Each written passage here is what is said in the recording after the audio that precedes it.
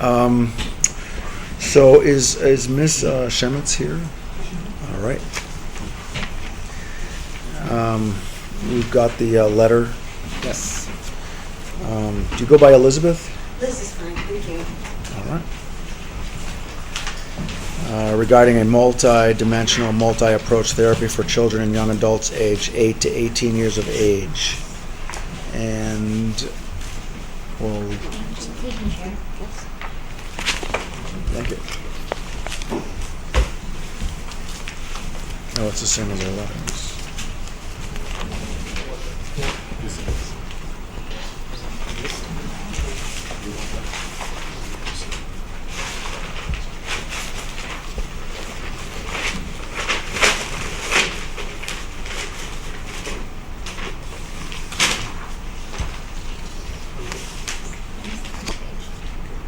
So, Liz is here to have a discussion. This is a discussion only. It's not, we're not making any decisions or anything, so nobody should panic. For the record, my name is Elizabeth Shemitz-Smith. I grew up here, and although I was away for a little while, I came back to help my mom when the time was right. I moved into a home a minute really away from the Hitchcock Farm. While I recognize the Hitchcock Farm may at this point be an issue somewhat like beating a dead horse, I have an alternative to what may or may not actually be happening now. My understanding about the Hitchcock Farm property is that it is in the process of being sold to a developer who did explain to me that as I contacted him to find out what his intentions were. He has no intention of using the portion of the Hitchcock Farm property that is located on the Woodbridge side. He is building only on the Derby side. Having said that, he is willing to talk about working with me to establish this center, which at first glance looks a little iffy. I'm a social worker by trade. I have a lot of work to do and a lot of things to find out before I go much further. My purpose in coming to you tonight is to find out if, in fact, I have a tiny little bit of a leg to stand on in terms of going to the engineers and architects and the state to develop my project. This would be a facility geared toward helping children before they get into juvenile justice, before they get into trouble at school, way before, when they can be assessed for having questionable self-esteem, confidence, social skills that might make them prime candidates for poor behavior later on. When I first approached Terry and Chris, it was right about the time that we had the incident in Sandy Hook, which is a prime example of why children should be assessed much earlier. It's not that there aren't any other facilities that can do this, but there aren't any close to here. There aren't any that have a broad spectrum of treatment options or a broad spectrum of options for the community. There's a very large parcel of land, even the small part that's in Woodbridge. It's a big piece, and it can accommodate a great deal on its acreage. I have no intention of taking that beautiful, amazing piece of land and turning it into a piece of junk. My intention is to work with a specialist in low-impact building, and a friend of mine created, you'll see in your collection of papers, some very amateur drawings of what I hope to make this project look like. My intention is to set back the buildings right up against the dividing grove that separates Woodbridge from Derby, so that the impact, the visual impact on residents will be minimized. I also had a strange conversation with a woman who lives nearby who said that, you know, for all of her interests, she just doesn't want to see a bunch of big Cisco trucks coming and going, delivering cafeteria food or supply trucks. This is really not anything like that. This is about giving children an option. Short-term therapies, including a very short time period in which they are out of their regular school. It's not residential. Giving them perhaps 6 weeks, at the very, very most 6 months, although that's a stretch. Short-term therapy, most children don't last in therapy very long. They tend to drop out at the time when their level of interest cuts out. And some parents are just not able to manage the back and forth and trying to repair the family at the same time that you're repairing the children. That being said, there's a lot of opportunity for the community here. The intention is to provide the main building, which you'll see looks something like a colonial era farmhouse, sort of big veranda, with a big veranda that will be the main offices and main group meeting place for the children and the therapists, also any of the administrative offices. There'll be a nurses area there, a small lunchroom, and as well as there will be a small schoolhouse on the property, 4 rooms, a couple of bathrooms, to give children the opportunity who are losing their school time to be tutored or taught depending on what age groups we have available at the time. So nobody's going to miss any school time. I'd like to bring in animal therapies, riding therapies, which have been extremely successful. There are lots and lots of studies to prove what they can do. Animal foster care, which is also very successful. Also, if it happens that I work with this developer, we can also incorporate a grandparent adoption system whereby some of the older members of our community can mentor some of these children. Sometimes the best lessons are the oldest lessons. There is an opportunity to have a dog park on the property, which may answer the questions of some of the residents here. There will be a large organic garden from which perhaps there will be a farm stand. I don't want to compete with Massaro Farm at all. I don't want to wrinkle anything there. But I think this is a great opportunity to, number one, ensure that the developer will not decide later on to extend the amount of space he wishes to use, but it's also an opportunity to give the community a place to gather, another place to gather. They're all separate buildings for a lot of reasons. There's a music therapy building, there's an art therapy building, there's a stable, there's a group therapy building, and an individual therapy building. The reason for all these separate places is because it needs to look residential. It needs to fall into what might have been something beautiful 100 years ago on the same property. I'd like very much to go ahead and start working with some engineers. I've had a great deal of interest expressed, some offering free assistance, some not, but I'd like to try. And I didn't want to spend all that money to try to make this happen without some kind of initial, let's go see what you can do, go play in the sandbox before I get out there. No, not necessarily. But I wouldn't count that out. I don't know. You know, Woodbridge is a very lucky town. The kids here are very lucky, and there are youth services here. That's the other part of it. Youth services can have a satellite office there and work with some of the other therapists and counselors. I think that what I really want you to hold on to, because Woodbridge is a fairly tight-knit, closed community, is that I'm not bringing children from jail. I'm not bringing children who are so troubled or violent that they would pose any risk to the neighborhood, to the area, to the town, to each other. That's not my goal. My goal is to get to kids before, way before they have any struggles with the system. And, you know, kids can be assessed as early as nursery school, you know, even infancy sometimes. And the thing is, this is an amazing location. You know, kids can come in from the neighboring towns, and that's probably plenty enough. You know, this is going to be a small program. I'm not looking to treat hundreds of children at a time. But I would like to do something very beautiful with that land. It's gorgeous. It deserves some kind of really beautiful, soulful work there.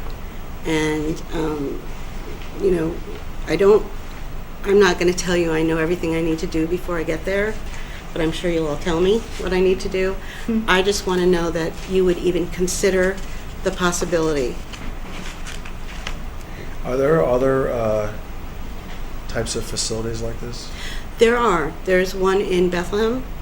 There's one in up near Sharon, and Common Grounds in New Haven is a much more narrowly based facility. They're very simple.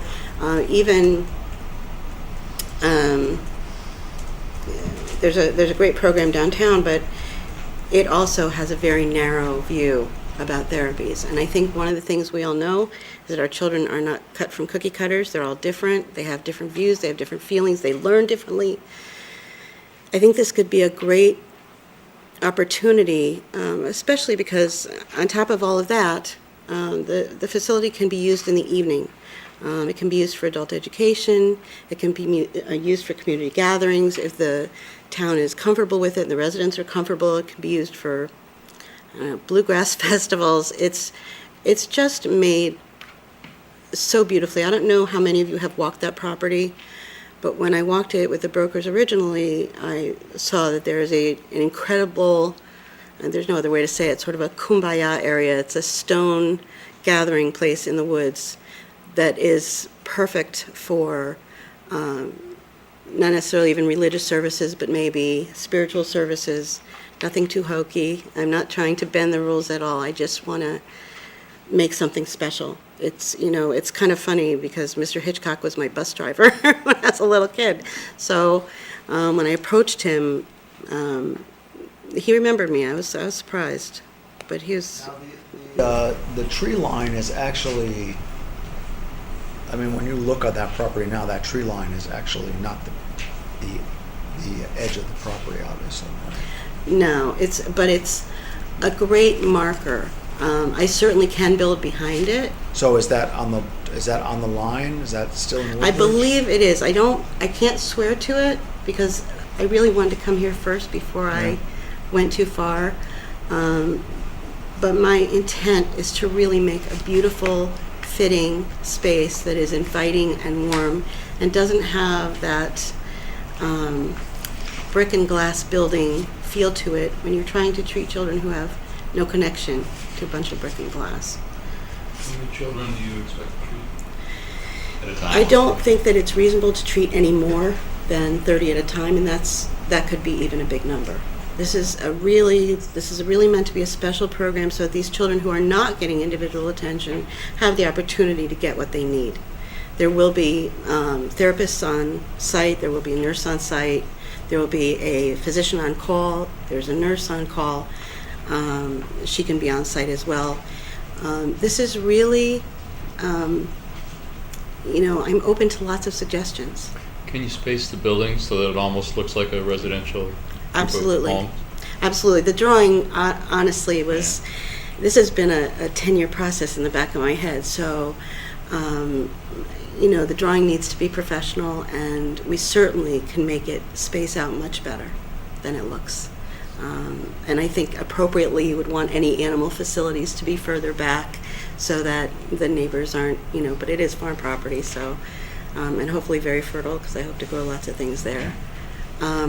We may ask to also be allowed to build a house on site.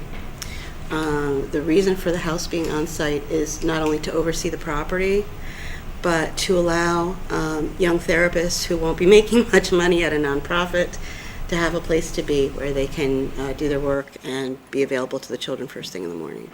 I don't know that that's the case. It's not in the original drawing. It's something I've been thinking about. But the kids, it's not an overnight facility. No, absolutely not. Absolutely not. So there's 30 people coming and going, plus all Right. the staff every day. Right, and what I saw is, this is an interesting day. I had gone over there and pulled my car over the side one day. It was sunset, and I was watching the sun, and I saw way down at that grove of trees, there was a woman walking her dog, so I walked down to speak with her, and turned out she lived very close by. And she said, my main objection is I don't want to look across the street and see a driveway and see cars coming and going. And I said, well, interestingly enough, as Baldwin curves around to go up to 34, there's a sort of a niche tucked in at the side of the property, and I'm not sure how to describe it because I've never done this before. But in that niche, it would be, you wouldn't even really have to do much because that niche is built up as it goes up toward 34. So presumably a parking lot could be there. The driveway couldn't be there because it's a curve and you wouldn't want to have anybody get into a jam. But it's enough so that if the traffic was directed in that way, hopefully the neighbors would not be disturbed. And I honestly don't see us having a bunch of commercial trucks. It is staff, and it is children. One of the other thoughts is that we can pick an alternate site, a shuttle site, where it would just be 1 or 2 shuttles coming, either from Orange or Derby or Milford. I'm not sure how that's going to work. Like I said, I didn't go too far with this because I wanted to make sure before I jump. So, I know this is pretty small, but here's the line, Derby Woodbridge. Right. So when you were talking to the guy who's supposedly buying the property, is he planning to develop down to that line, or is he staying in the, pretty much up on the Derby property? He's staying on Derby property. He has no intention. But he is coming into this. Are you asking me, or are you telling me that? I'm kind of asking since you saw this. Well, what he said to me is, they have to know I am not coming into Woodbridge. But my fear, honestly, is that's today, and in a few years that may change, and then there will be a new road and a new throughway there, and that could be very difficult for the town, and there could be all kinds of blocks, I know, but I just think this is a better option, and I'm hoping that you will give it some thought and give it a chance. Can you access it through on the Derby side? I'm sorry? Can you access it from the Derby side? Not at this time. This developer would allow me, I believe, and we would have to share the expense, but I don't think anybody here would prefer it. I think that would invite a lot of traffic and not necessarily traffic meant for the facility. Are you So- looking to lease the property from the developer, or are you No, looking to buy it? I'm looking to buy it, So you're looking to buy that 11-acre parcel in Woodbridge? right. And perhaps a little bit more if he'll let me. So when you say you're going to buy it from the developer, is that from the current owner? Because he's appeared before our board before. Right. Mr. Hitchcock was not particularly interested, I was sorry, in this project because I guess he and his family really are determined to sell this as one parcel. So the developer is who is saying to me, if we can make this work for both of us, and I don't have to carry the burden of the acreage I can't use, that's a better deal. It's a win-win. And I'd like to think that's true. So our zoning regulations, as they're currently set up, if this were of any interest going forward, where would we fit within our current zoning regulations for this particular? Well, you're in a residential A district, I understand that, that's why I'm asking. the and question. so in a residential A district, one of the allowed uses is art, educational, religious, or philanthropic use by a nonprofit organization, including dormitories for educational institutions, but not including correctional institutions, and then you also have a provision for schools and colleges. So depending on how this was framed, one might think it would fit under one or the other of those uses. Is that Both of them correct? require a public hearing, or a special permit. Is this an existing nonprofit? No. Starting from scratch. So just to get a nod from you that I should go forward and get more information would be fabulous. And then I would come back, of course, with new documentation and all of the engineering and architecture necessary. I also would have some obligation to the state, I imagine, as well as developing this organization. The new rules about nonprofit organizations is that they have to become mentees of a grown-up nonprofit. And that's so that all the bookkeeping, all of the financing is funneled through an organization that can oversee and prevent any misdeeds. So I'd like to try. I've been dreaming about this for a long time, so I have a lot of heart invested. Well, about an existing nonprofit and the need to have some relationship with an existing nonprofit. I would think we'd want to firm that up very quickly, because I think that's going to be a key point, no matter what attitude this board may have. I think your ability to go and have a firm foundation is extremely important. The other thing I think that would be important is sharing with our staff, what you think are comparable facilities that you think might have not only the look and the feel, but also the utilization of that parcel, because I'm sure there's a lot of folks who have varying thoughts about that. Absolutely. Suggestion you bring to us. I was told not to try more than once. But you're right about having a firm foundation, and there is actually a national clearinghouse for new nonprofits. They offer their guidance for the first 5 years, manage all the finances, oversee the facility. I haven't met with them. I haven't spoken with them. I've done a lot of research. I don't want to speak out of turn. But I do want to tell you that I'm aware of all these things. I don't take this lightly at all. This is a very, very important thing to me, and I'll do everything I can to give you as much information as I can in a timely fashion.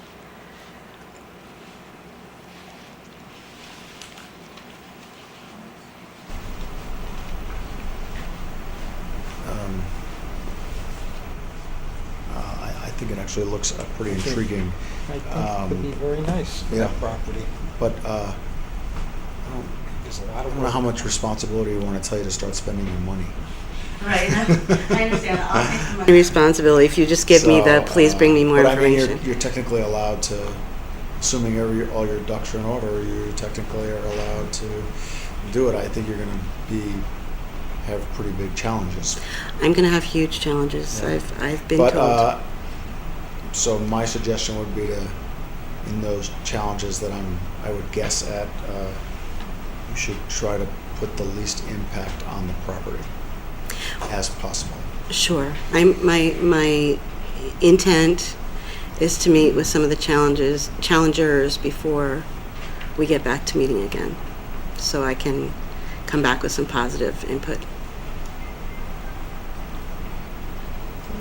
Yeah, I wouldn't discourage. Yeah, I don't think we're going to discourage it. Thank you The very site much for your plan might be time. nice, showing how exactly these buildings lay out. Well, I think you've got to start building. Yeah. it. Yeah. I mean, you're absolutely right, but I think from what we know right now. I appreciate your time. No, concept is fine. Thank you.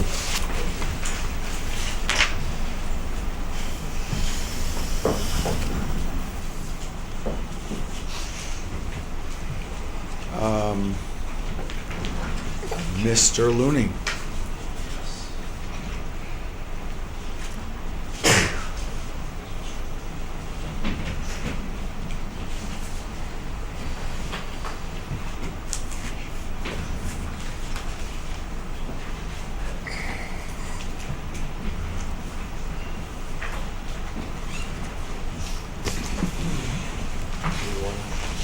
Nail down the date first so that anybody that's here can move on. No. No? Well, I mean, we're not waiting for us to give them a date. We said they were going to call Chris. I think we need to see what we're getting from Michael tonight, and then we can decide how much time. And that's why I was. I just see some people waiting around, so. Well, I told him to call Chris in the morning. Okay, for the record, Michael Looney, an associate and principal planner with the firm of Milone and McBroom out of Cheshire. In our further progress on working on the update to the Plan of Conservation and Development, I think we have a couple of items to cover tonight. One is going to be just reviewing the open space and parks and recreation fact book that we've put together, as well as the community facilities fact book. We've also spent the last couple of weeks starting to put together some ideas in terms of recommendations and some guidance, some policy guidance going forward. particularly for some of the fact books that we worked on earlier in the process towards the beginning of this past year, such as housing and economic development. We've also been kind of throwing around some ideas in the office, and based upon some of the feedback we got from the 2 charrette sessions, looking at ideas for the development of the village district down in Amity. So I was going to present those quickly to you tonight. I think I'll leave those to the end. I wanted to just cover a couple of housekeeping measures in light of the agenda tonight. We were not anticipating doing another meeting in August, coming to you for the POCD. However, with our second charrette likely to occur in early September, I think it probably would behoove us to come in at the August 4th regular meeting, just to have a discussion more about the ideas. You don't have one on the 4th. But that's a possibility that would be the day. Yeah. So, if that's something you want to take under consideration and think about whether you want us to come in. Actually skip. I mean, I think we have to have. I mean, Yeah. it would kind of put us behind schedule if we don't meet again until September. Right. I agree. So I I think. mean, I think it seems to be this. I mean, unless anyone feels differently, I think there's a lot of work between now and Mhm. going back to a public meeting. Right. Also, just to follow up on where we are on the survey, the townwide survey, we've got a couple of things that have occurred with that. July 15th, we're going to be, myself and Tim Baird, one of the planners from my office, are going to be working with, holding a session for seniors to help them fill out the survey on the computer. I believe that's going to be at around 11 o'clock, but I have to confirm that time on the 15th. So we're going to keep the survey open a little while longer. We've also, in discussions with the Youth and Family Services folks, decided to open up the questionnaire to the high school population and see what their responses look like in terms of the various issues facing the town, to get a sort of a peek at what the younger generation is feeling are the major issues going forward. So those were 2 things that we've It was hold on a second. It was originally going to be closed, I think, end of June. But Yeah. then couldn't get the senior center to give us any time to do this until July. Right. And I don't know what our rush is. What are you looking for? When are you looking to close the survey? I would look to close the survey after we have the chance to interact with the seniors. How are any kids knowing that they can go on and do this? We're going to be working with the Youth and Family Services folks to get the word out. We met with them probably about a week or 2 ago. Had about a 2-hour meeting going over issues such as these. So we've got that in the process. So I would think by the end of July we're. So you're going to keep it open through July? Yeah, I think that's probably the logical thing to do. Yeah.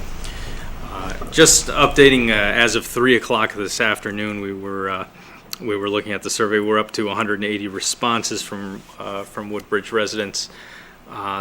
Just some highlights: the median respondent age seems to be between about 45 and 54 years old.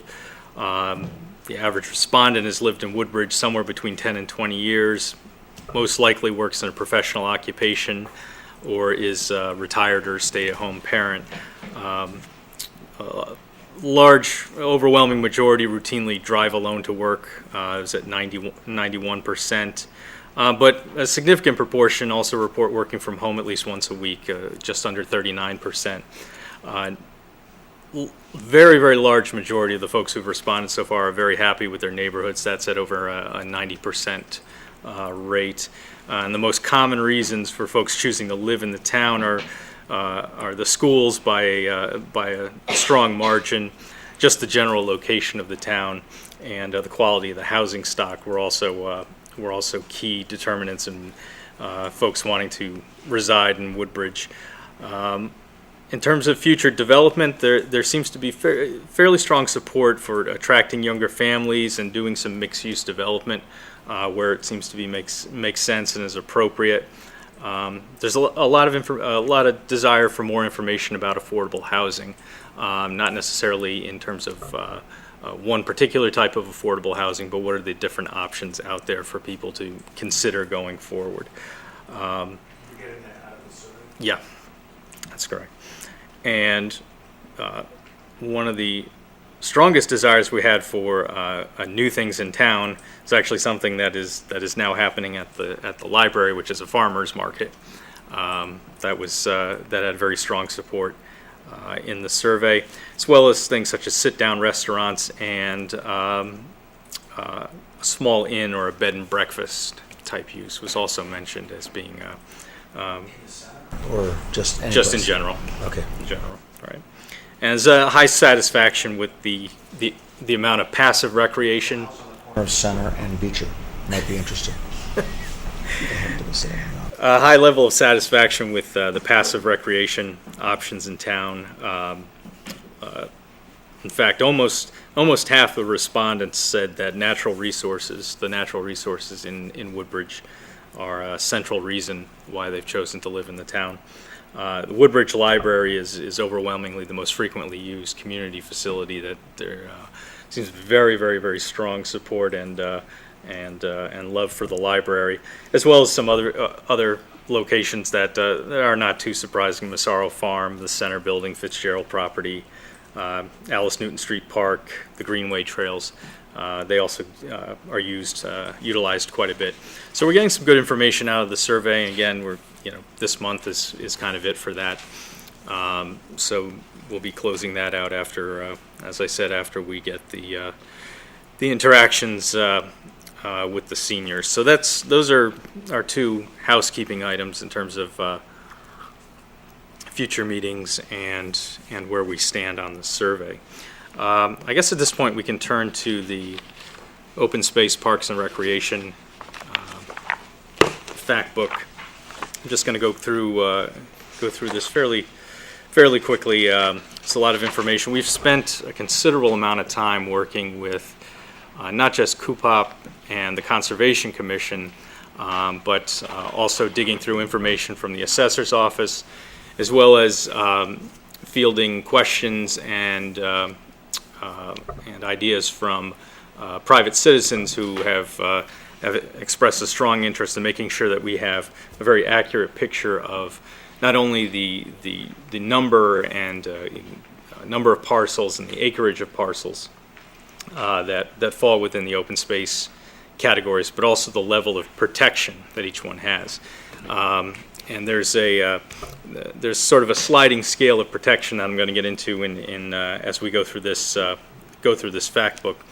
But we have about 9 major findings. We've classified the open space, looked at some of the preservation goals, how the different forms of protection are distributed around the community in terms of protecting the open space. We've also tried to put a pretty strong emphasis on parks and recreational facilities. Again, I'll get into that in the very strong value we got out of the 2013 recreation plan. That was very helpful in looking at what the future needs for recreation are going to be. We looked at the programmatic side and did some mapping to sort of frame out a possible way of looking at open space acquisitions in the future. One thing we've added that I think has particular value is sort of the beginnings of an open space acquisition decision tool, which would give town commissions the ability to weight different factors in terms of looking at a property and what its qualities are, what its natural resources are, what its location is in proximity to other open space properties, and come up with a sort of a weighted system of being able to prioritize what should be potential acquisitions in the future.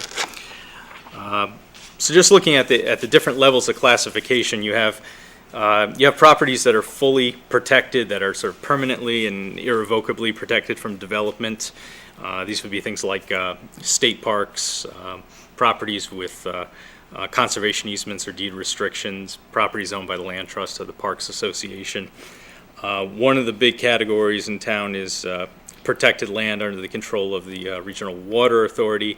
There's 3 different classes of Water Authority land, Class 1 and Class 2 being the most protected, while Class 3 is a little bit less has a little less in the way of protections from future development. We have municipal managed land, which is really land that's owned by the town and used for open space, but may not necessarily be protected forever from potential development. PA 490 land, which is simply designated as forest or farmland. Calling something PA 490?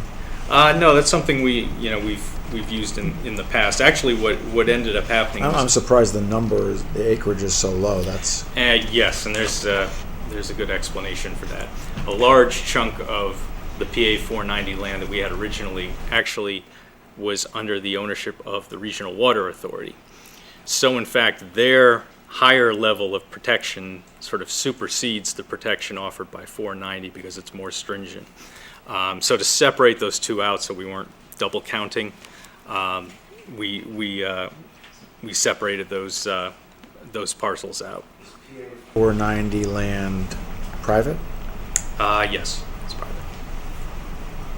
Those are private properties that are designated.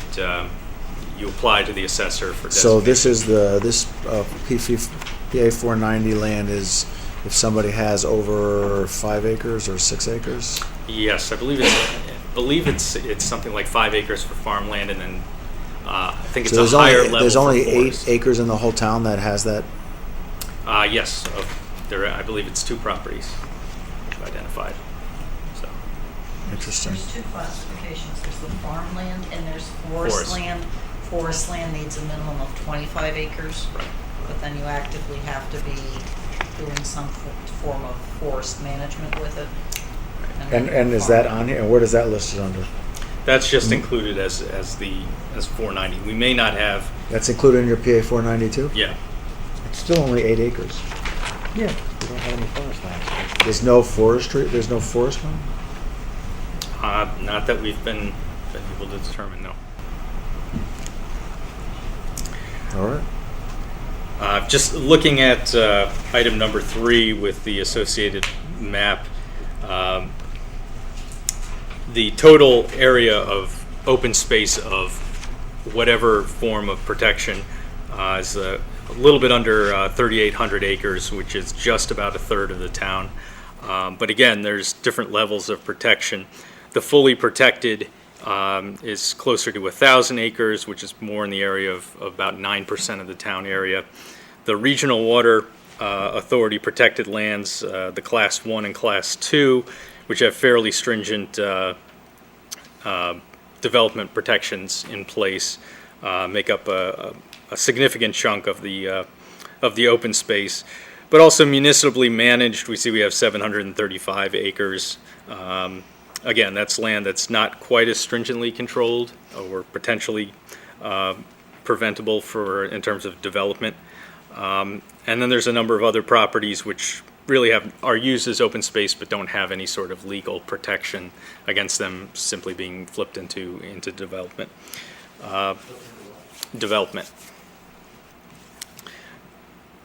So when you look at according to the state's green plan, which I believe is from 2007, sort of the target standard for it's on the page with number 3. Okay. Yes. Using the standards for open space protection from the plan, about 25% of the town's land falls within this open space protection standard, and the target from the green plan for municipalities is 11%. So Woodbridge is well in excess of the state target for every municipality. which is not surprising given the number of holdings and the size of some of these properties and the acreage that we're dealing with. So that's something our initial work in getting ready for the charrettes, we had come to the same conclusion that it was probably going to be somewhere around a third of the town falling under some sort of open space designation. And once we worked with COOPOP and the Conservation Commission and the feedback from some private individuals, it essentially came out to what we thought it was going to be when we went through our list. Covers, when you said no protection, is that what you were talking about? And that could just be taken and flipped into development right away? Is that the one yes. you were referring to? In fact, I have the It could exact be definition the for that. Oakland Country. No.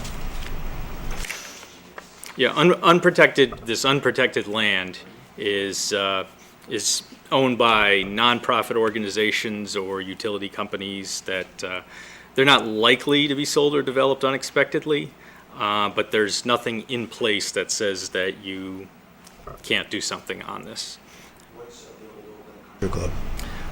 Actually, the golf course properties we have not included as part of this categorization. Oh. Why? We were just looking at properties that had, strict, development protections against them. I mean, if that's something that, Well, how could we not consider, I mean, the Oakland Country Club is privately owned. right. Okay, so we can, You have Oakland and you have across the street the other one. And there's also, I think the property across the street, that small 9-hole golf, is that included? the small. Yeah, Home Acres, Homewood Homewood Acres. Acres? Homewood Acres? Yeah, that's another 9-hole golf course, privately owned. Okay. There were apparently, both of those would qualify as unprotected, Oh, yeah. and they're substantial acreage. Okay.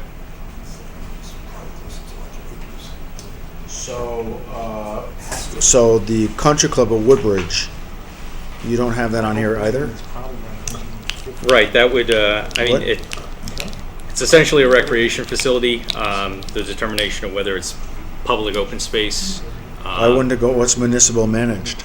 Municipal managed is more of the properties that, land that's owned by the municipality, not protected by a conservation easement. We probably should have the country club in there based upon the definition, so That's what I'm thinking. yeah, we can add that in. You mean the Woodbridge? Country Club of Woodbridge. Yeah. Yeah, Okay. Oh, that's not in here? no. Oh. There's a large undeveloped tract which is owned Between by the Wisnia those- family, Which is which also has inside. 70-something acres Okay. between Racebrook. It's actually several parcels, but it's all under one ownership between Northrop and Ansonia and Racebrook. Northrop, Ansonia, and Racebrook. And for some reason, you've included the cemeteries as not protected. I can't envision that we're going to dig up people and develop them. Well, Cemeteries are not protected. Because you've got at least 2 cemeteries shown that way, but then the town owns a 3rd cemetery, and that's not shown. And then Beecher Road School is shown that the as one on- not protected. Right, well, there's no development restrictions on. Right, but I don't think we're going to tear down the school. So, I mean, if we're looking well, I at... don't know. You were safer making your statement around the cemetery than you Oh, were about okay. the school. Well, in any event, I mean, if we're looking at how it's Well, you never done as know, you no never know. protection, Things I would change all the almost time. tend to think that I didn't say I would be the there. golf courses that are there, the private golf courses, Right. and the undeveloped tracts truly are not protected, because they could be anything versus, things like the school and the cemeteries that, So you wouldn't include things like cemetery into, on your like, when you say a third of the town is undeveloped, you don't include cemeteries in that? No, I don't believe so. Nope, cemeteries wouldn't be included in that. But we can adjust that. Cemeteries considered open space. I think it's open space. Lots of people are buried. Is it- Certainly they're not gonna build any houses on there. Well, in other towns, what have you put cemeteries under? What category? Cemeteries are often private institutional because they're often, owned by a church or something like that, so. Okay, but we'll look into that, so. All right, so we've gone through the parks and recreational facility. Yes, Water authority managed property yes. as opposed to protected. Mm-hmm. What is that? Water company protected. No, water company managed, it says. That's the 31 acres. Class 3? that's the class 3. Class 3. It says class 1, class 2, and then it goes into There class. is a class 3. Okay. You take it earlier. Yeah, Sorry. that's okay. Class 3. Again, we've taken a look at the parks and recreational facilities. There's a number of excellent assets in the town. We I was gonna ask another question. The land around the JCC, where is that included? land around the JCC. Let's see. It's not included in anything. Because what's below it that's in red on that is the CL and P property. Well, that's the property around the JCC. That's the property Property. below the JCC. Below the JCC, The right? JCC is not classified as anything. No, right. Right, it would be private institutional. Okay. So municipally managed, again, so I have that concept down. An example of municipally managed that you have so much of, 740 acres is? Some good examples would be 100 Center Road, Racebrook Tracks, 1907 Litchfield Turnpike, properties like that. Okay, so we've essentially gone through and looked at all the parks and recreational facilities and what's available to town residents. This is information that most folks in town are already quite aware of.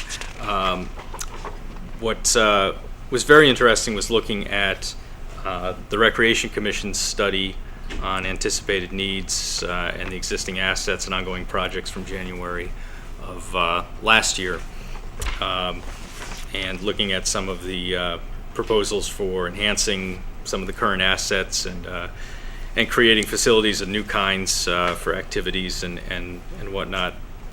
So on the page with numbers 5 and 6, we have a good listing of all the things that were identified as being future recreation needs, and what the current programming for the recreation department has in place in terms of athletics for adults, youth athletics, summer camps, music and art, things of that nature.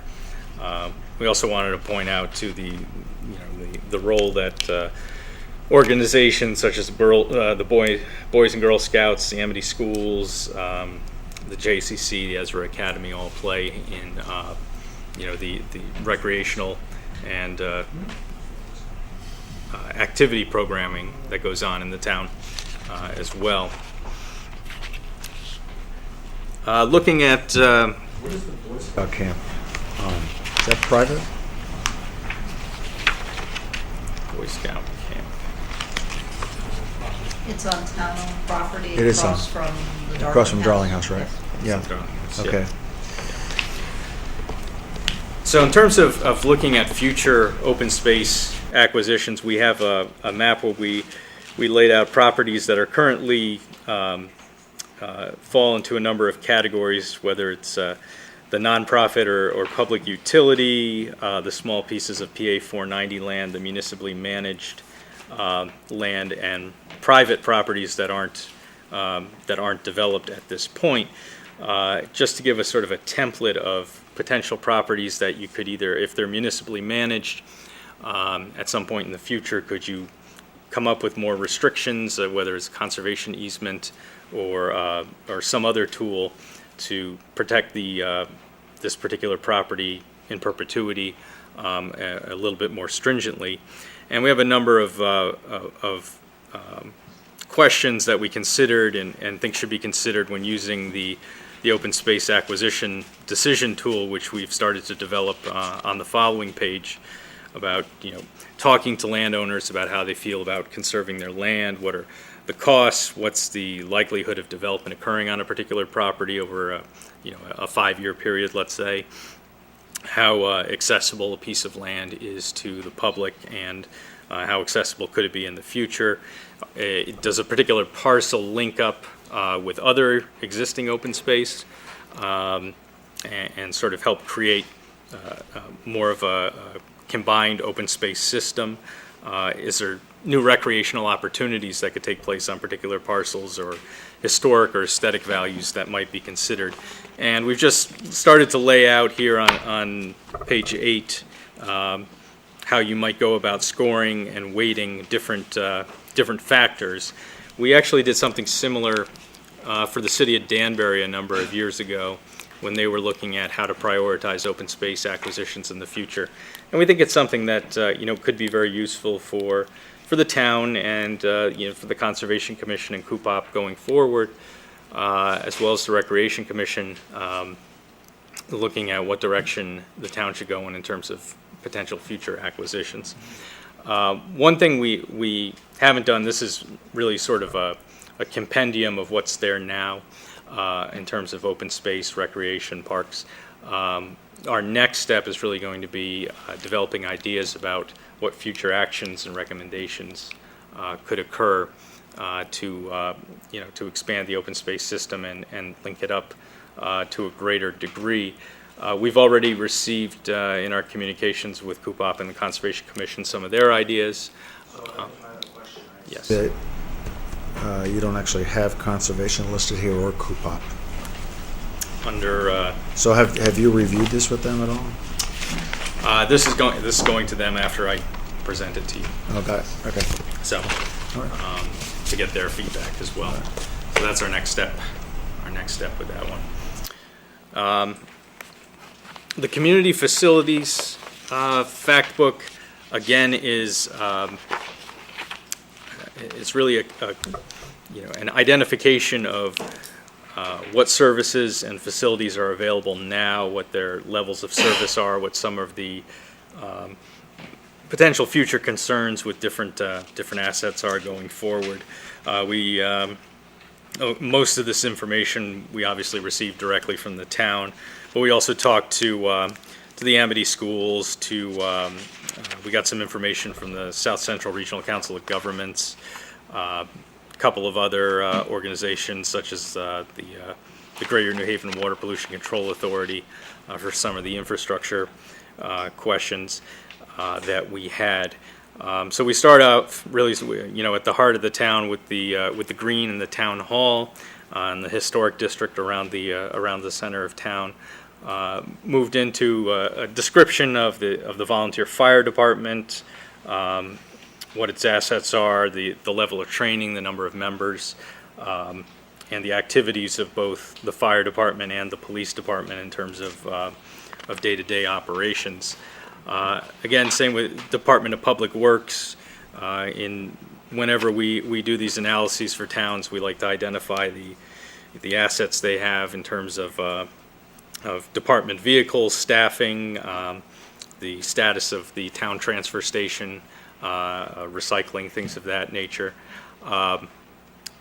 In a lot of communities, the sewer, the sanitary sewer system is considerably more complex than it is here, but this is obviously something that's very important, especially down in Lower Amity, when we start thinking about the future development of the village. So we wanted to take a good look at that and look at data from the WPCA in terms of the wastewater services within the area.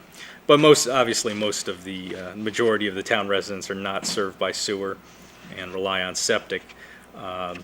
So that's a consideration going forward. The town library is, judging from everyone's input, is the crown jewel of the community facilities, and there are still, in our discussions with town staff, there are a number of facility needs going forward with the library, and we've tried to identify those from things as as What about the senior center or youth services? senior center youth services. That I mean, is- as far as their future needs? that's we've got that coming up. And the other, on the last page, 8, open space acquisition decision tool.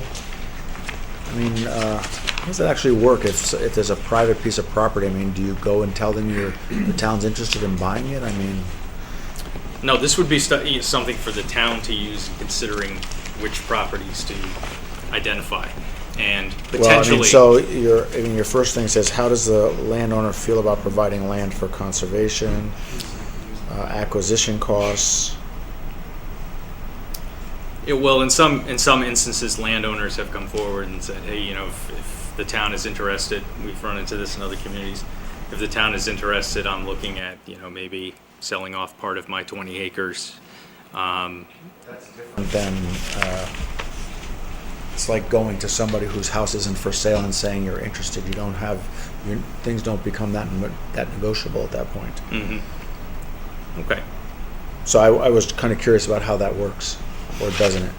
It was really sort of predicated on interest being expressed by the owner at some point, whether it was to a land trust or the municipality. Ideas to try to connect open spaces that are existing, and so that it creates like this ring or some kind of connection of trails through town. Yes. And wouldn't that kind of dictate that there are pieces of property that the town would be more interested in, that people wouldn't necessarily be coming forward?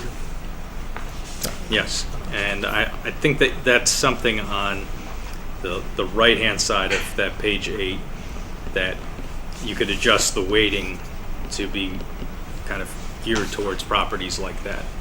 How you choose exactly to weight each one of these factors is really dependent on the town's feelings of which ones are the most important given their current situation. So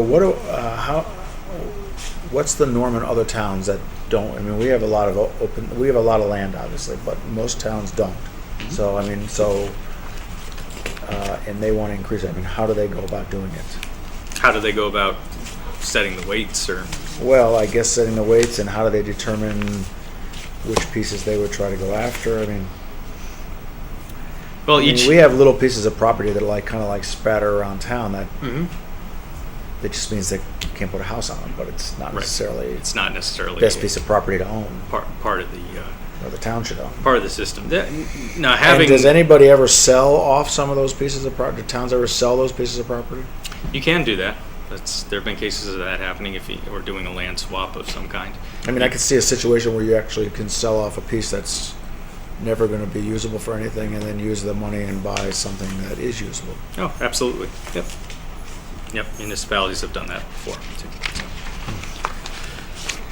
Jeff, my experience has been over the years with a few towns that I've represented that they take an affirmative point of view by identification of undeveloped parcels and decide in sort of an inventory way as to what they might be interested in, so that they know they have them listed.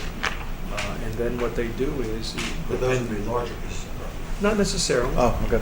not necessarily. I think it can go down as far as we want it. Do you happen to know the status of the conservation inventory that was being worked on?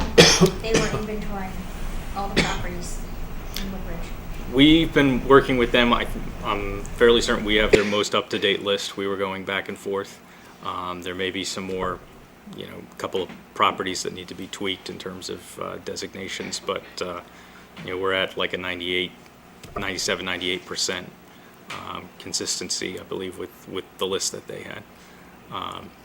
But again, we're going to be working with them as we, fact check this with them and make sure we've gotten everything squared away.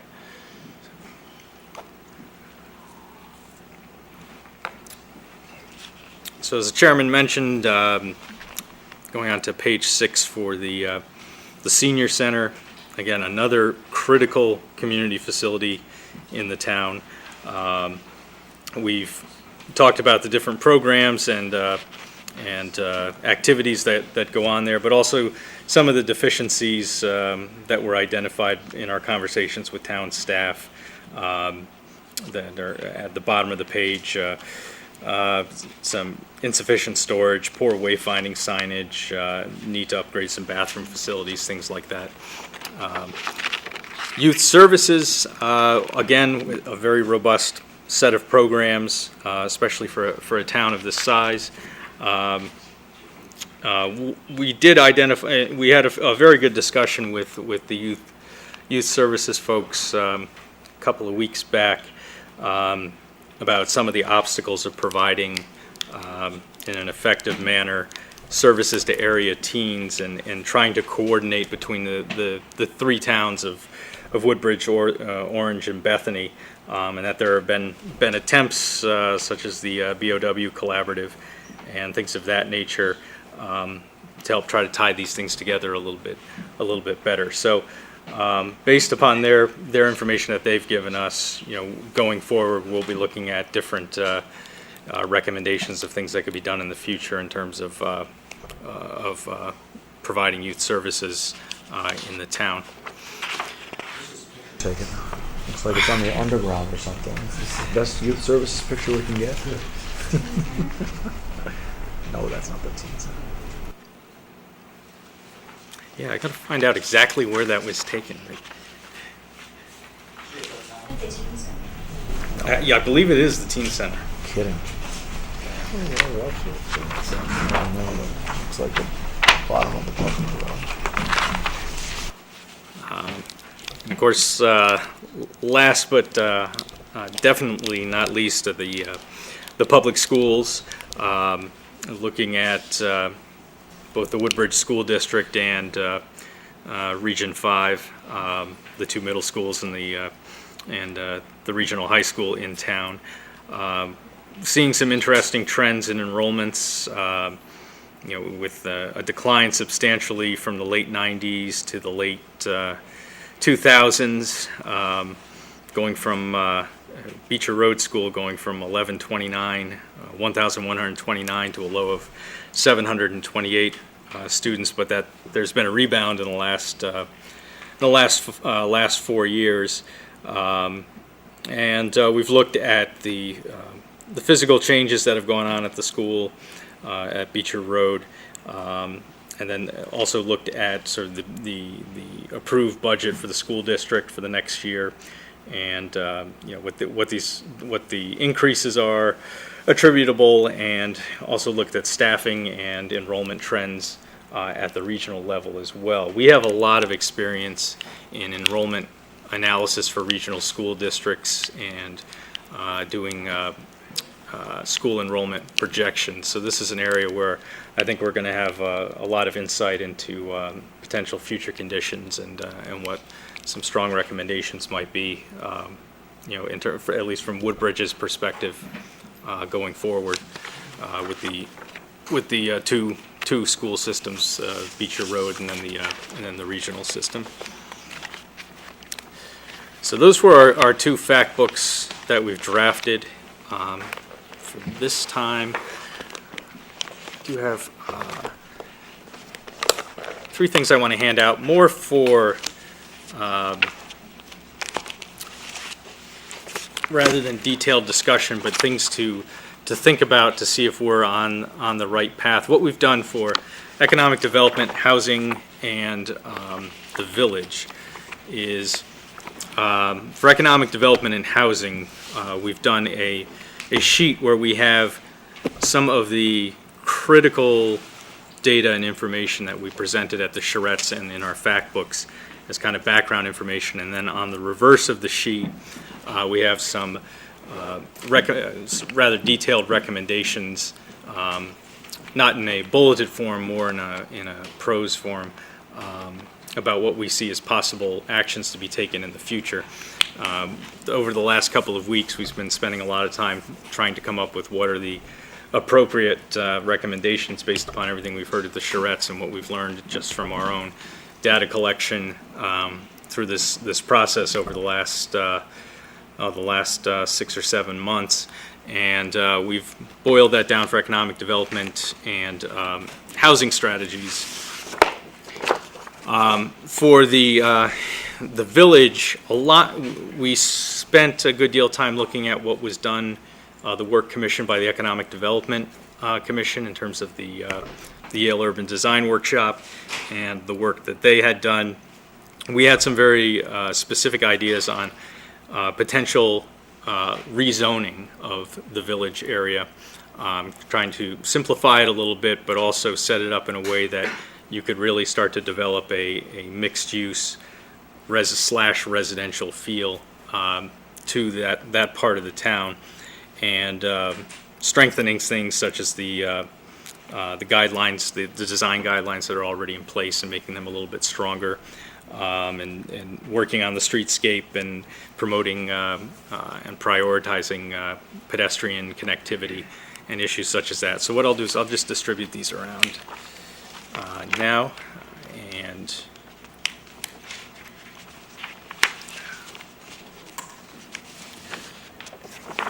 this one.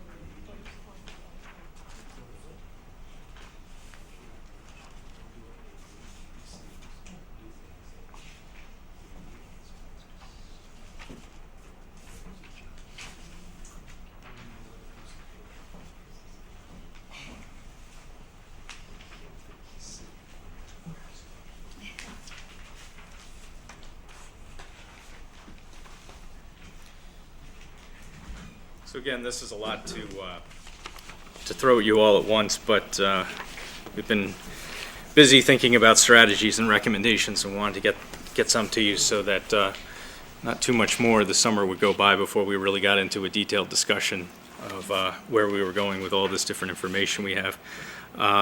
Just looking at the housing strategies on the flip side with the starting with zoning strategies.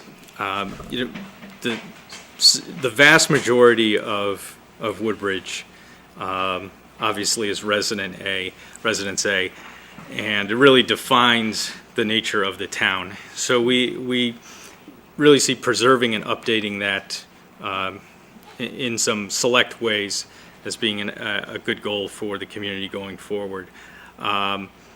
Things like requiring larger development tracts to be looked at as open space conservation subdivisions, specific design guidelines for such developments, future residential developments that have 5 acres or larger should at least be examined as potential open space conservation subdivisions, and trying to preserve more open space when housing lots are laid out.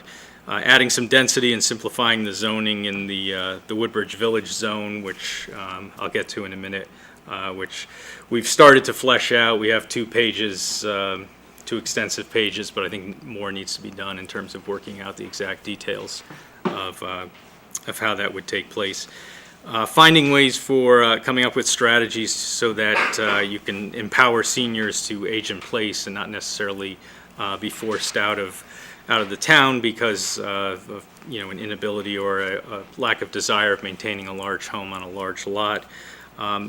Looking at age-restricted cluster housing, probably by special permit, so that there's an extensive level of review, and where that might be applicable, where that might make sense, and then promoting accessible design, with ground floor units without stairs and other amenities that are more conducive to folks of an aging population.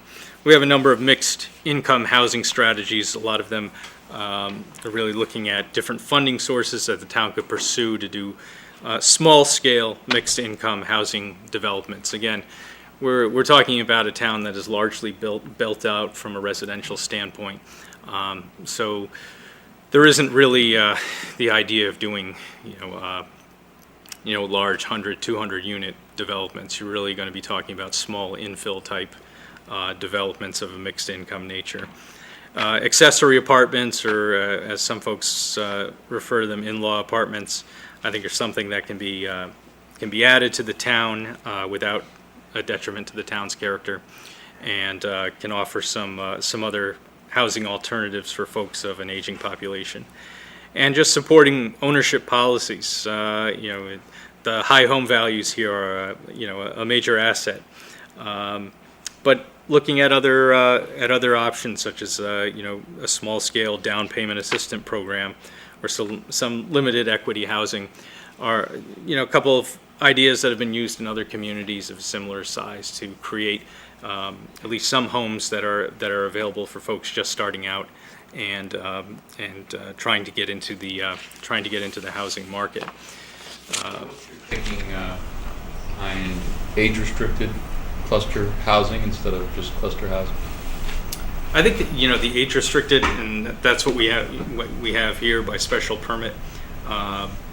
Is something that makes a lot of sense. I'm just trying to think of, based upon how the zoning is now and what changes you would have to make where cluster housing would make the most sense. It's something I think we got to take a little bit deeper look at, sort of on a closer level. But certainly age restricted is something that I think is a good option for the town. Why, going on what you're saying, it's a good point. Why not just do cluster housing? There are all these studies that are coming out and saying older people don't necessarily want to live with older people. That they want to live with. They like the idea that generational. the people next door might be younger. Plus it's affordable starter. It's also Plus, starter it affordable does. housing. I would rather see something like that than have to come up with taxpayer money to make down payment assistance programs. That would Okay. kind of weird me out a little bit. And so, Mike, do you have any place you can point us to as open space conservation subdivisions? What towns have that? There are a large number of them. Maybe you could just provide that to staff with reference or whatever. I'd be interested in seeing how they manage that. so maybe Mike could fill us in. You could fill us in if you want to. In terms of the towns that. Do a couple of the towns that do how they actually manage their. Mhm. Yeah, we can certainly. So they own the projects? The open space conservation? No, these would be private developments. Yeah, this is no, it's not town owned. Town owned property. It's always private development that does it. And there's a number of different towns have different regulations, but really the goal of every one of those standards, those regulations for open space conservation subdivisions, is to start out by protecting the portions of a property that are most sensitive and have the highest natural resource value, open space value, and then concentrating the development in the portion of the site that you're going to have the least disturbance to the natural environment. So that's kind of the guiding principles of those type of zones, or those type of developments, excuse me. Question in the survey, if people prefer age-restricted cluster housing versus sort of multi-generational. Multi-generation. No, I don't believe we do. You might want to ask that. We're having another workshop, Mhm. correct? Yes, and I think that's a really interesting question that was kind of brought up, that Gary and Jeff, what people prefer. Okay. Well, weren't you at the first? You were at the first. So, what's his name? David Fink. Yes. He actually was pretty informative about that. I mean, I'm curious what our residents think about it. Well, I'm just anecdotally, I know all his materials went, and Immediately. I had to email him to send more, so we could get it to everybody who was requesting it. So there was a strong I demand. think there was a certain relief factor in there. To be honest with You know, besides the fact that people may want to be with diverse populations, you know, age-wise, et cetera, some of the material that was presented earlier tonight sort of gets to the point of the school systems and the capacity of the school systems and the capacity of the buildings. And you know, oftentimes we've talked about we don't want to add to the services. And then there is the question of, well, if you've already got buildings that sizably will accommodate certain populations, you know, do we have to look at that a little bit differently? I just asked that question. I mean, it sort of ties in a little bit with not restricting it on age-restricted housing, because the whole idea behind that was not to go and enhance school-age population. If we see this, you know, there was a monumental decrease. Now it looks like it's upticking slightly. I'd be very interested to see where, you know, your expertise and your firm's expertise it's been more of an in the predictions. Woodbridge's exodus has been above average for the state. Sir? The exodus out of Woodbridge has been above average for the other towns in the state. I mean, every town in the state is having Yeah. decrease in population. Woodbridge was above average compared to the other ones. Yeah, there was a demographic bubble that went through about Yeah. 10, 15 years ago. And then, you know, in a lot of the school districts we've looked at, there's been steep declines. We're not creating any incentive for older people to stay here. And we're not creating any incentive for new families to move in. Exactly. So, Okay. Just some of the economic, I'll go through these quickly, the economic strategies. Going to the next sheet.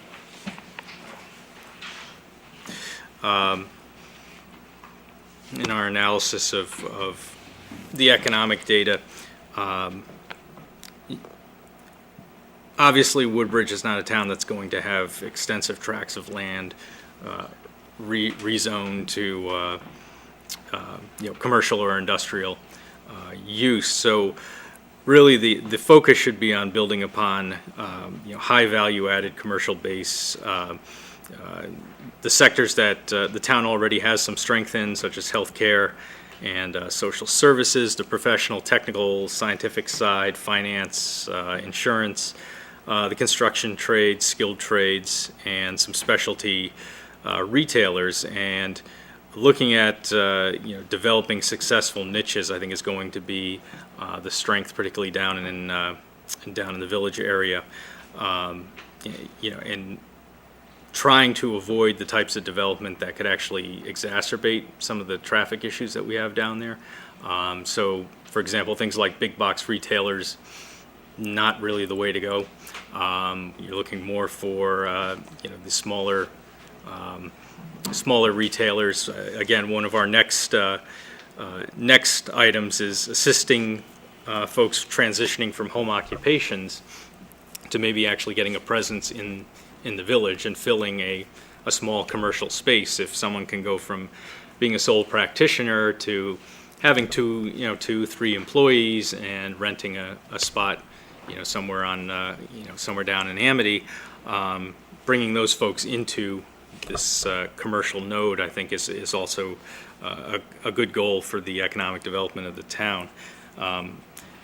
Again, you can't really forget that Woodbridge's economic base is the small business, and maintaining a strong connection and strong outreach with the small business community is going to be critical in growing the economy, and you know, sort of building upon what strengths you have at this point. And you know, in the village itself, I think you want to aim towards your uniqueness in the region. There's, you know, there's, I think in some towns, there's sort of a temptation to try to get as many ratables as you can, and tax rateable property as you can, and you end up trying to chase places like Milford and Orange, which have extensive commercial development and high intensity retail uses along the Boston Post Road.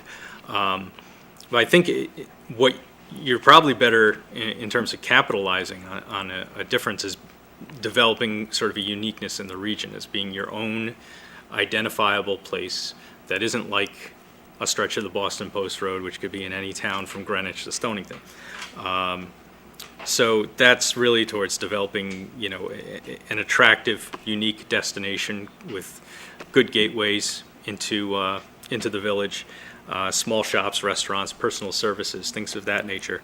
One idea I've kind of thrown out here is the possibility of creating a part-time economic development position as a staff member. That may actually, you know, help facilitate things, and when you have a dedicated person who's just working on a day-to-day basis with the small businesses and providing guidance on a variety of issues, someone who could just focus on networking businesses, getting them to connect with one another, linking them up with potential funding sources for business expansion.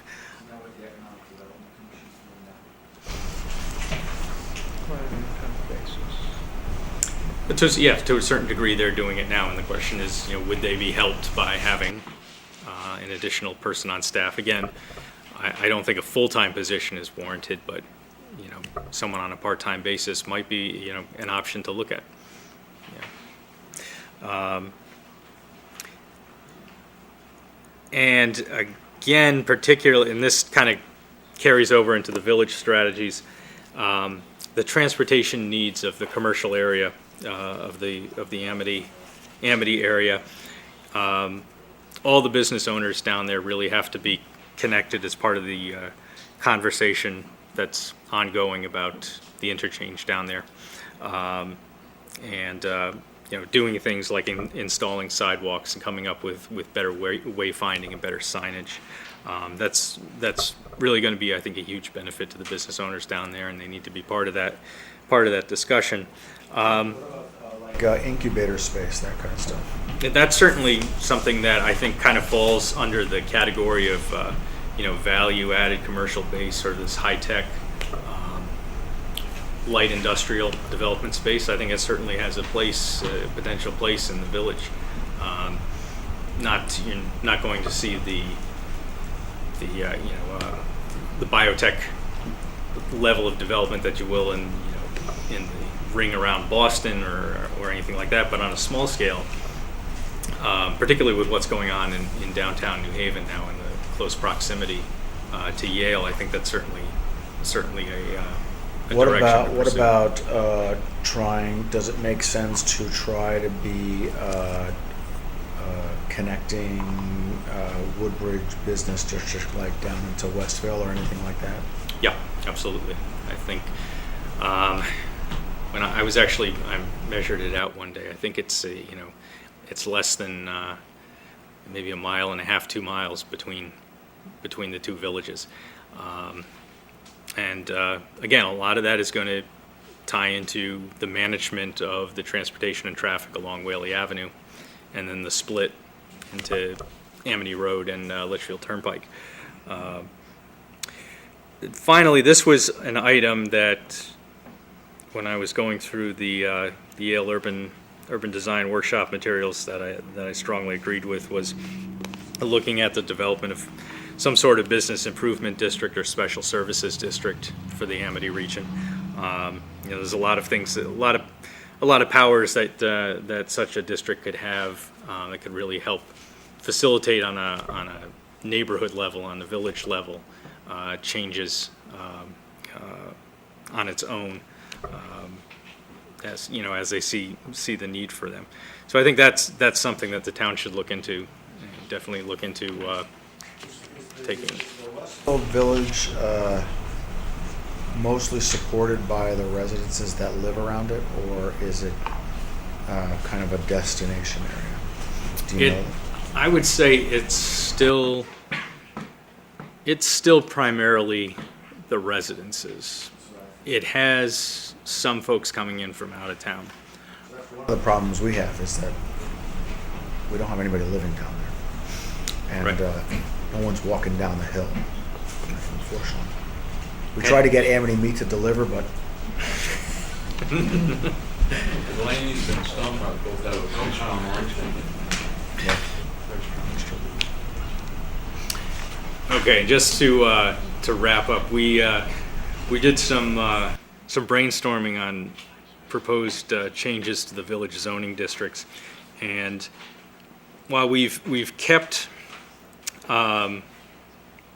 zones such as the Dev 1, the Dev 2, and the Residence BB, the Residence B, we've kind of taken a lot of the properties that are in the village proper and divided them into two categories.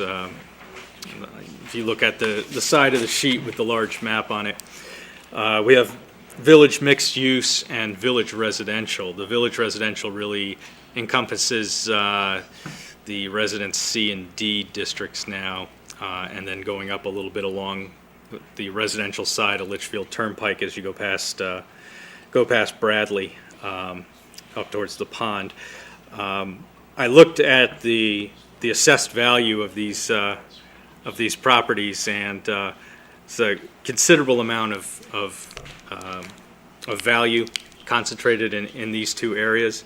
I think that's an important indicator of just how critical these two zones that we've mapped out are, to the tax base of the town. Just looking on the other side, the village mixed use is really combining the GB, the business industrial, and a couple of parcels from the Dev 1 zone under a new set of use and design standards. I really kind of see it as an area that could be a hybrid zoning district, one that has some elements of a traditional zoning regulation, but also has a form-based code component to it. One place where that's been done, and they're starting to see results from it now, is development has picked up, is over right next door in the town of Hamden.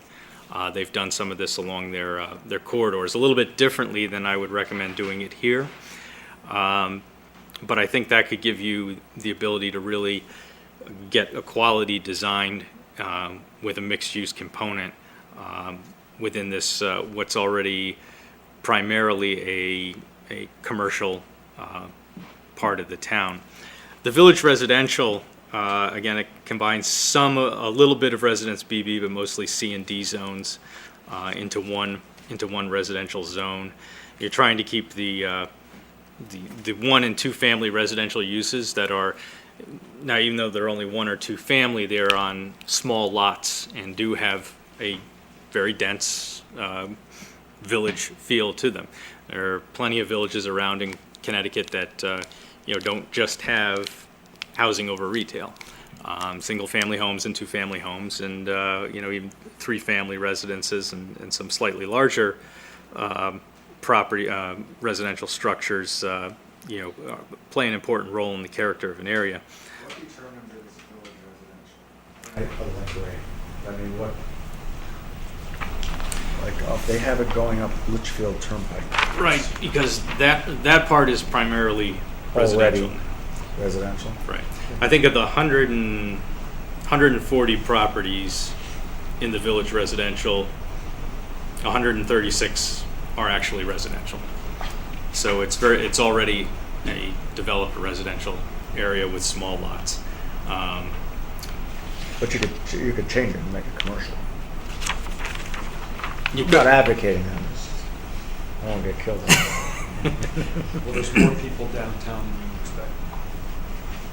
On the village mixed side, you seem to have converted what is currently some residential parcels on the west side of Litchfield Turnpike between Lucy and Landon Lucy into and Landon. village mixed. Okay. Was that intentional, or was that? We did include some residential parcels. In fact, if you look at the bottom of the page, there are 24 out of the 90 parcels are already existing residential. And this was just what worked out best geographically and from using the existing zoning kind of as a guide.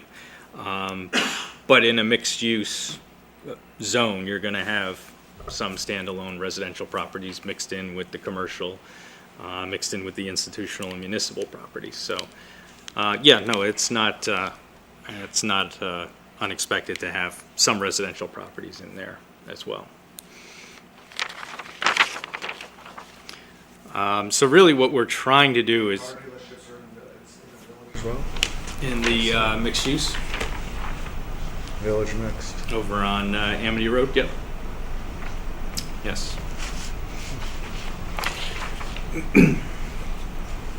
The, On both this map and the map that you've got for economic and development, they in a sense don't jive, because on the economic and development one, you have some properties that go up to Crum Elbow, which are identified as GB, which I believe we've reclassified to be residential.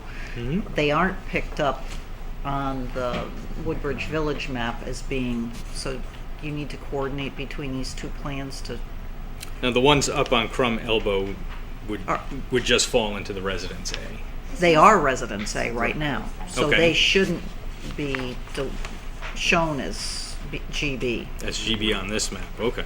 okay? Well- This is proposed, so are you making changes? No, no, no. No, on the This little economic one. development one. They're shown as GB, and they shouldn't be, because they've already been rezoned to A.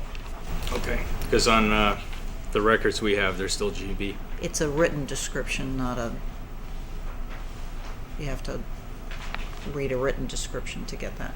And then the other question that I've got is, there's a whole series of small parcels that are like at the end of Selden Street, which are town-owned primarily. They're very steep Selden, okay. at the top of Yep. Selden. Yep. And I think the commission really needs to look at that and determine, I mean, it's in a sense a false indicator of land that could be developed for something, because it's so steep, you really can't do anything with it. So the So you the may, as property, long as you're rethinking this thing, take an active look to what's actually developable and figure out whether that should be that or it should be something else, because it's really not got a potential for being developed. It's good for trees. are these the properties like next to Cedar Rock Road? Like that end of Selden? No, they're between there and Cedar Rock. There's a whole bunch of small parcels. Oh, yeah, that little, Those are all town-owned parcels that are pretty steep. Almost all. Yeah, they're almost all. You should mark out which are town owned on here.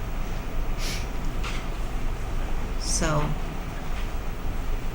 I mean, it might help you to chit-chat to staff on some of this stuff. Okay.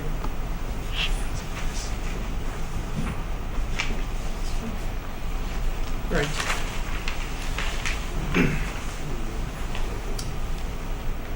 so our vision is to have both the village mixed use and village residential fall under the village district as defined by state statute 8-2J. Right now, the boundary that exists now would have to be redrawn to match with that. But again, it's similar to things that were discussed in the work commissioned by the Economic Development Commission about improving connectivity, the streetscape, building frontages, refining procedures for design review. So our three main points are really prioritizing connectivity, building a cohesive streetscape for an identifiable streetscape, unique elements for the village, and having sort of a uniform review process. I know we've heard talk of trying to beef up the design guidelines to a certain extent and give them a little bit more weight in terms of the design of development that comes in. Yeah. So I'm in favor of that, but one of the problems that we have now is that they need like a code or they need like a template. Mm-hmm. There's no There's nothing that they can go to that says, we want this to look like this. Right. And And I think that's what, if you. I think that's a huge problem. And I think that's what the form-based code approach would be able to provide, which was one of the things on my mind. Yeah, I when we think were it's talking about really this. key, because I think it has the potential to be really helpful. But I think now their hands are kind of tied. Right. Because it's like, who likes what that day? Yeah, yeah, definitely. All right, so that's everything I've got for you tonight. I don't know if we want to talk about when we should meet next. That's what we're doing. So we don't have a meeting on August 4th, but I guess we can start there as what people are available. Right now, that's fine for me. I have no idea then. I'm good. How's the staff?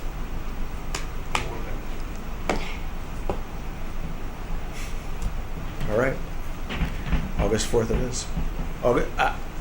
Does August 4th work for you guys? Early or late? Early. Damn. Tough group, man. 7:15. 7 o'clock meeting? What's today? Oh, 7. You said 7 o'clock? No, we didn't say that. No. I said, what's the date today? I said the 7th. Today is the 7:30. 7th. Well, what's The end of July. yeah. How about the third week in July for a zoning meeting? I don't think I'm around then, but I'm not the only one here, so it's okay. That way we can give all the supports to the plan. Either do the 21st or the 28th. Well, what's the difference between, I mean, if you're gonna do the 28th, you're not gonna do it the 4th. Right. It's one If you're going to do week. the 28th, you might as well do the 4th. 21st. Well, I can do the 21st. I cannot do the 21st, but that's okay. How about the 22nd? 22nd I can do.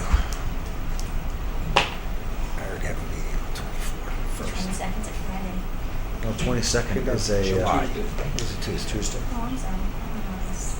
For businesses, it might make a significant difference. I'm sorry, what? For businesses that are looking for their approvals, it might assist them. That's what we're working on here. I mean, then again, if you want to have it the 21st, then no big deal. That's good. Okay. Okay, so let's do the 22nd. 22nd is fine for me. And, I'll choose something else. Tuesday the 22nd. yeah. So we'll do that instead of the 4th? It's a concert on the Greens. They're having a health fair, I think, that night. Oh, yeah, the 22nd. So we won't even get in here. Okay. Should we try the 23rd? 23rd is fine for me also. That's Wednesday. I'm probably not available. Go about your business.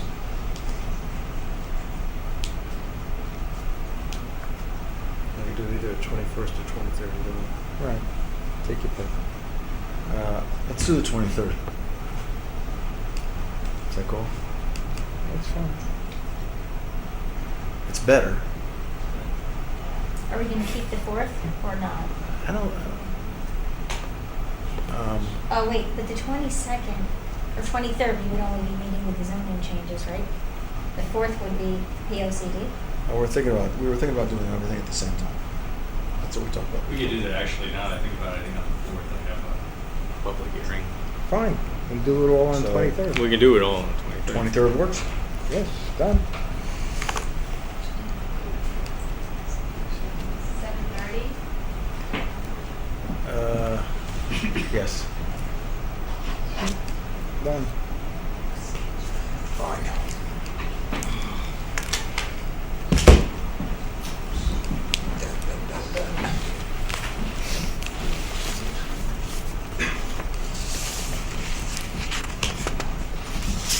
Okay. Everyone happy? Possibly won't be there, is it staying open for 7:30? You can excuse Yeah. me now if you'd like to. 23rd, 7:30. All right, cool. We have some meeting minutes. We have 2 meetings of meeting minutes. Yeah, one that was left on our, is this one's for May 5th and one's for June 2nd.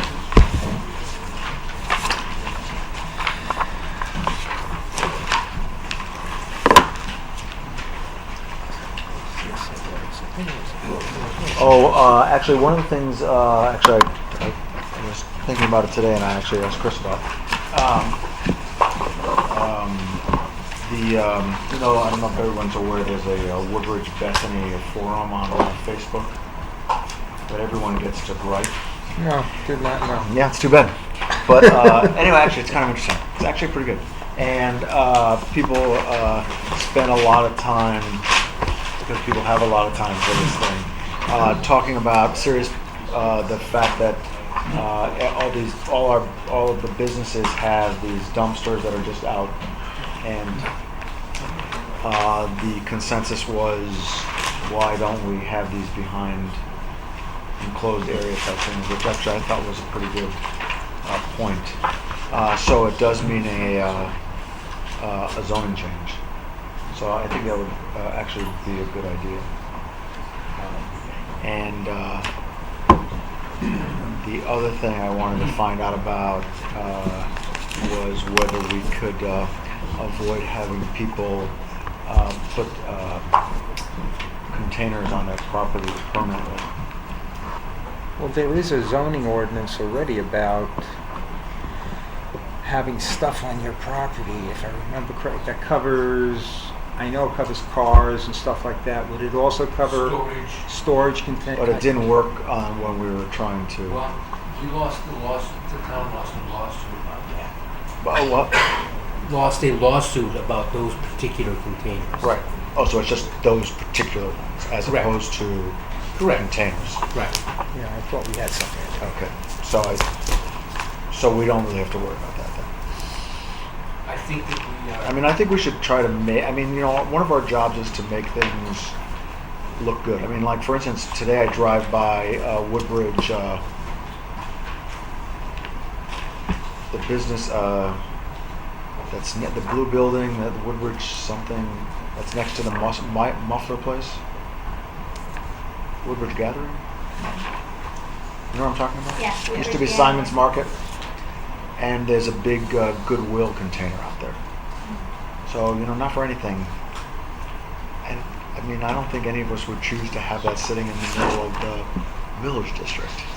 Are there any restrictions on those things? I mean, people could just drop those off? It's not a We generally church. don't get asked that question in advance. Okay? I mean, there's a bunch of them at Coins, at the Red Barn, Yeah. back in the days. I mean, it's not that attractive. And I find it odd.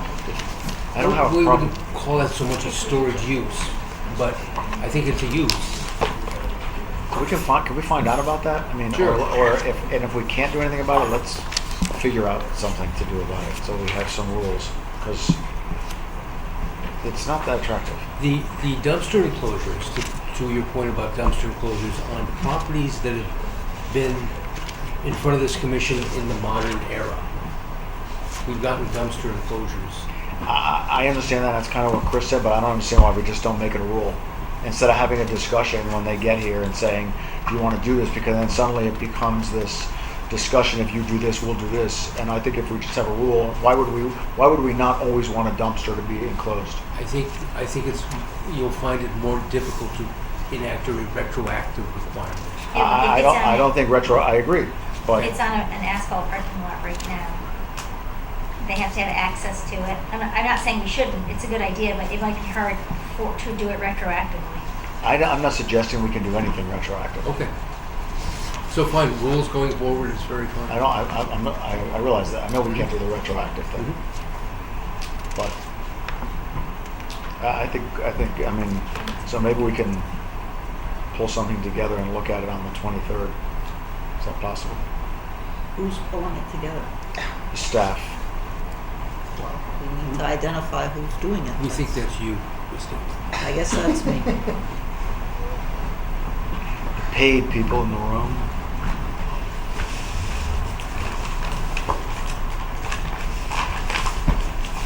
But you know we'll give input once you bring it to us. That's the unpaid part. So if we could do that, that'd be great, Chris. Thank you. Okay. All right, let's go to our minutes, May 5th.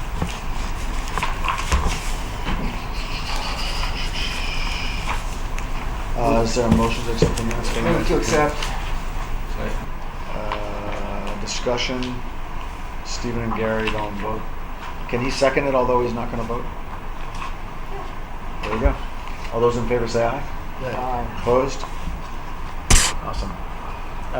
June 2nd, is there a motion to accept the June 2nd minutes? Yeah, I move to accept. Is there a second? All those in favor say I aye. have a question. Oh, stop. I have a Social Security retirement estimator.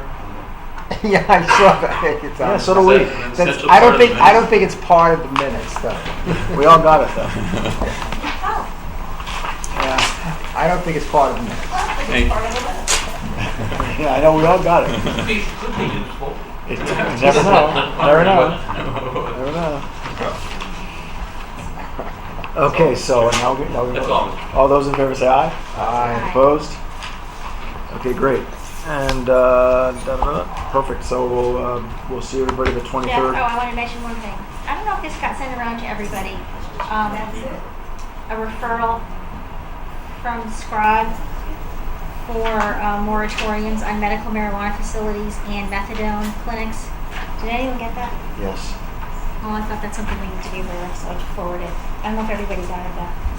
Does anybody remember that? That towns are putting these like one-year moratoriums just so that they have some leeway to discuss and create regulations. So I don't know if we may want to do something like that. So, We have an expert on our commission about these things. we do? Oh, Mr. Mullen. yeah. Expert, I said. So, I'm going to do You don't have to be a professional to be an expert. All right. Just to make clear to those of you that are still in the room, what they've done is they've scheduled a special meeting for Wednesday, July 23rd. They're going to hold hearings on your applications that night. You're going to come at 7:30, and you will be the first order of business in the order that you were listed on the agenda this evening. Okay? So we'll invert the order because we said, I take it what you're saying is these individual presentations will take place first? The public hearings will be first. Okay. Yeah, when you were asked to come this evening, you were asked solely to come to support having an earlier special meeting date. So now they've decided to have a special meeting for you on the 23rd of July rather than August 4th or rather than September or whatever. So that's what they're doing based on their availability, okay? Thank you. Is there a motion to adjourn? I'll second.